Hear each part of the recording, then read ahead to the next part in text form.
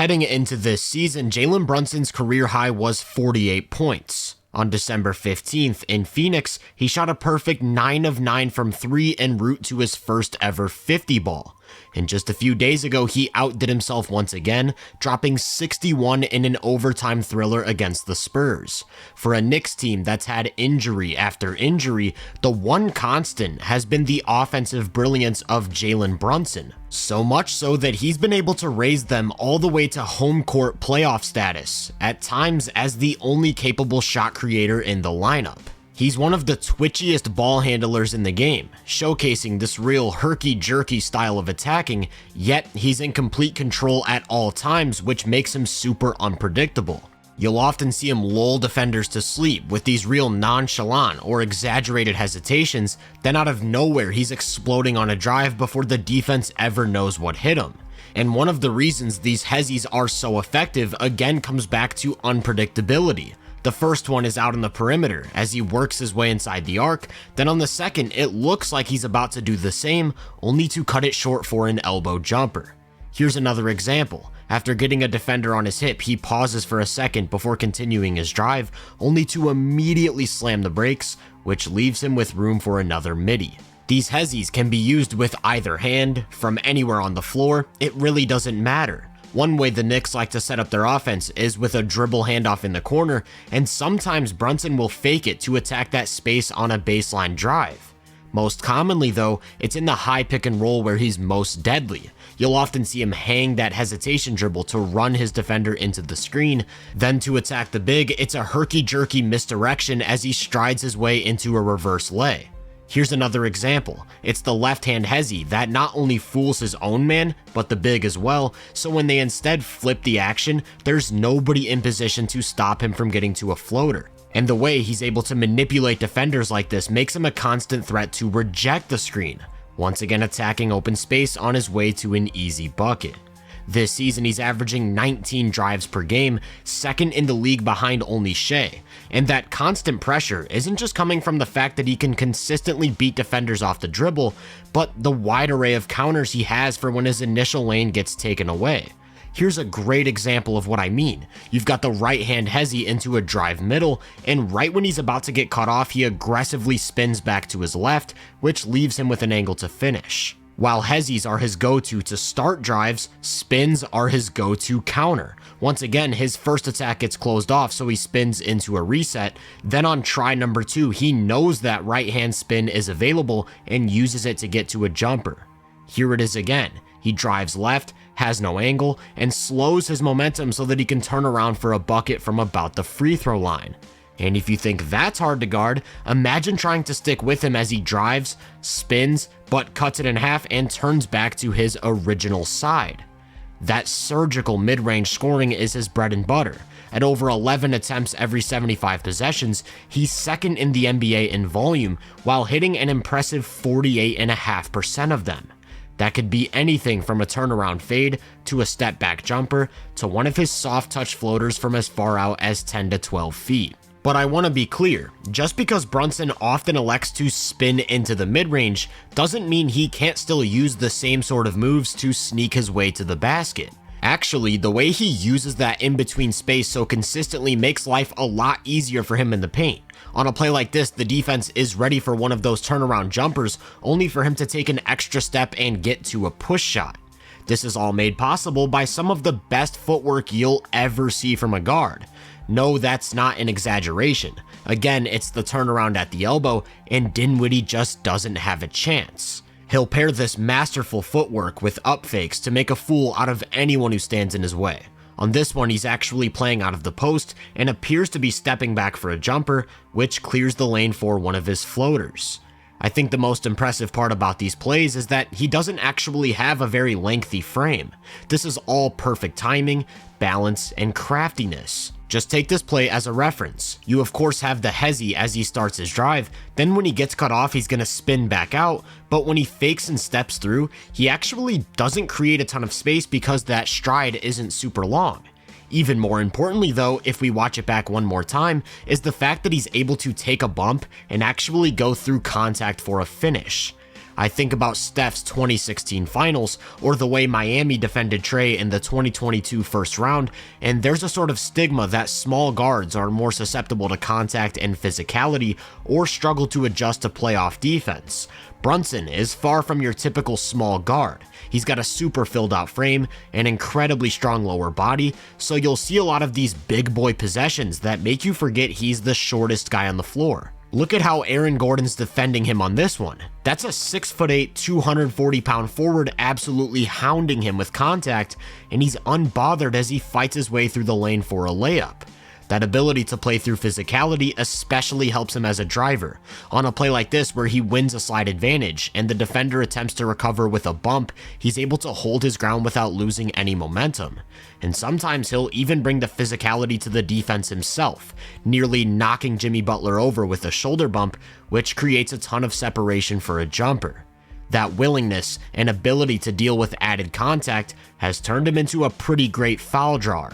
At over 6.5 free throw attempts every 75 possessions, he lands in the 94th percentile. And because he hits 84% of them, that's a great boost to his efficiency as a scorer. I also think it's important to note that by nature of having so many counters and such a deep bag in the mid-range, he doesn't really need much space to operate. Toronto might as well be running a box and one here with the way they've completely loaded the paint, and that spinning jumper is butter. Or how about this one where the Lakers have two centers on the floor, New York's running multiple non-shooters, and he just methodically breaks down his man from the middle with fake after fake until he's stepping into a wide open look. If that inside the arc arsenal wasn't already enough, Brunson's turned himself into one of the league's better off the dribble three-point shooters. This of course pairs perfectly with his use of hesitations, where he can choose to either keep his dribble live or pull up for a long-range bucket. And the constant threat of him driving helps him create space. Like here he takes that between the legs dribble while getting low, which is often how he'll start attacks. So when he instead pulls back into a triple, it's a late contest. This area of his game was always something I thought of as a question mark. Back in Dallas, the pull-up three didn't really exist for him. Then in year one as a Knick, the volume increased greatly, but still wasn't much. He'd take them when given the opportunity, not as an option he's actively hunting for. That's changed this year, not just with the fact that he's taking over 4 a game, rather the type of looks he's comfortable going to. Like this one where he gets chased over the top of a screen while the big's up in a high drop, and he uses that small window of opportunity to pull the trigger.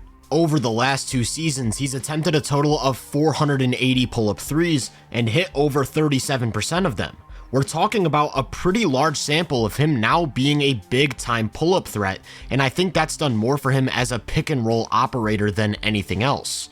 When met with drop coverage, he's comfortable stepping into these jumpers, and same thing when the point of attack defender tries to go under the screen, a tight window that he's consistently taking advantage of. Here's another one against drop where he gets chased over the top, puts his defender in jail, but not to utilize the in-between game, rather to step back out to the perimeter for 3 points. And of course, the willingness to take these shots creates other opportunities. The big comes up to the level, it's one of those hesitations that gets him the step on a drive, and he takes it to the rack for 2+ a foul. Last year, he averaged about 9.5 points in the pick and roll on efficiency that landed him in the 83rd percentile.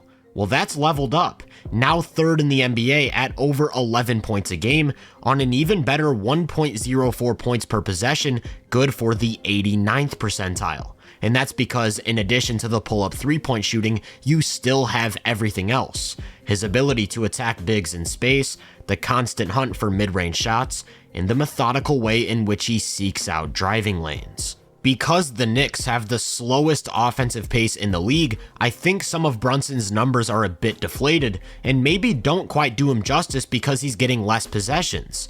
That's not to say 28 points per game is anything to scoff at, just that when you adjust for pace, he's one of only 5 players averaging 30 or more points every 75 possessions. The other 4, Joel Embiid, Luka Doncic, Shai Gilgeous-Alexander, and Giannis. If you ask me, that's some pretty good company. And even though a lot of that comes in the mid-range, because he's got the outside shooting and gets to the line, he's still doing so on above average efficiency. Scoring at this level in so many different ways, while constantly applying downhill pressure, is of course going to lead to a fair share of more aggressive coverages. I mean, you heard Mike Brown, they blitzed, trapped, doubled, nothing worked. But even if teams are able to get the ball out of his hands, he's a good enough playmaker to consistently create open shots for the guys around him, especially three-point shooters. So when it all comes together, we're talking about a truly incredible lead ball handler. Here's a look at the true ball dominance of every player in the league in terms of how many times they touch it and how long they have it. Brunson's 7th at 86.5 touches a game, but is first in actual time of possession due to the methodical nature in which he breaks down a defense. Even more impressive, though, is the relation of ball dominance to turnovers. His combination of ball security and low error playmaking help him take care of the ball may be better than anyone in the NBA right now. New York's offense has certainly reaped the benefits, ranked 11th at about 118 points every 100 possessions despite all of those injuries. Well, the injuries actually make things a little more interesting in terms of how Brunson attacks. For one, a lot of Mitchell Robinson's minutes have been replaced with Isaiah Hartenstein, who's a really good passer. So more than ever, we're seeing Jalen work off of movement, whether that's with a screen or maybe a dribble handoff, and he's shown to be more than capable of playing on the fly. With that said, losing another creator in Julius Randle right around the time Emmanuel Quickley and RJ Barrett got traded has forced him to carry a much bigger offensive load, which is partly responsible for that ball dominance I earlier mentioned. That tends to take away from what he's also capable of doing away from the ball, like the fact that over the last 2 years he's attempted 300 catch and shoot threes and knocked down a scorching 46.2%. That level of shooting is enough to make any defense panic, and he also happens to be a super decisive attacker off the catch, so when spotting up on the perimeter, there aren't many more effective. When everything comes together, we're talking about one of the best offensive engines in the NBA. This season, the Knicks have a staggering 122.8 offensive rating in Brunson's minutes. Again, considering injuries and a lack of overall shot creation, that's an awesome mark. With him off the floor, that number falls all the way to 108. If you ever needed an indicator of Jalen's value, there you go. I'm not quite sure what to expect come playoff time regarding their health and how role players will perform, but I know one thing's for sure. Any coaching staff that has to scheme for Jalen Brunson will have their hands full, as at this point he looks impossible to guard. If you enjoyed this breakdown, make sure to drop a like, subscribe, and turn my post notifications on to be first on more content. If you're interested in my more in-depth research, make sure to check out my website and social media profiles. You can find those links in the description. Feel free to let me know down in the comments what you think of Brunson. As always, I hope you all have a great day, and I'll catch you guys in the next one.